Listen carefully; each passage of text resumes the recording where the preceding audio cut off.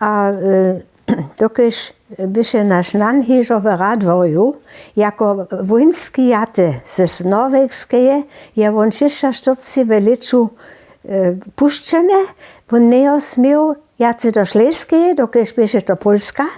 On nie osmiał do Berlina nic, a nic do Dreżan, dokiż by on ratar.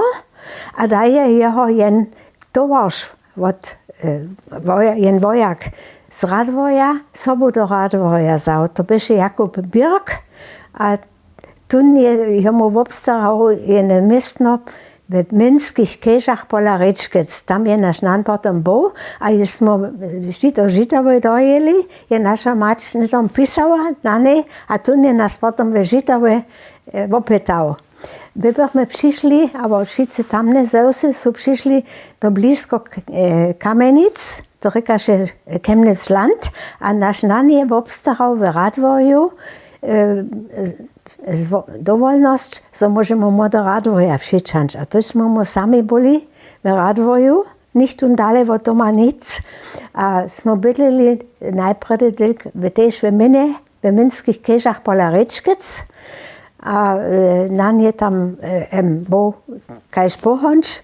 A ja sam potom w naleczu hakle w Radworju mogła do szule iść, dokiż falowa co wula dla, a zimy dla nie była żadna szula.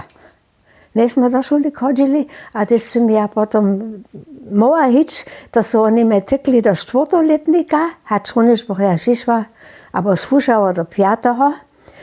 A potem ja to nakładała z 6. a 7. letnikom, co sam ja zase była w mojej prawej riadonie. A w zimie w Radworju, gdyż nie była żadna szula, w Minskich Kežach z tymi dziećmi sam się ja spiesznie sprzeczeliła, a to so wszowatrało na chacie.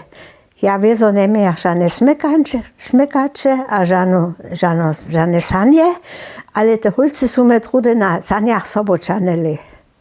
A ja sobie ja rady dopominam na te radworskie, albo na te minskie dzieci, na przykład na Hanczykę Canu, ta jest umreta, a Szymane Cilżu, ta jest jeszcze żywa.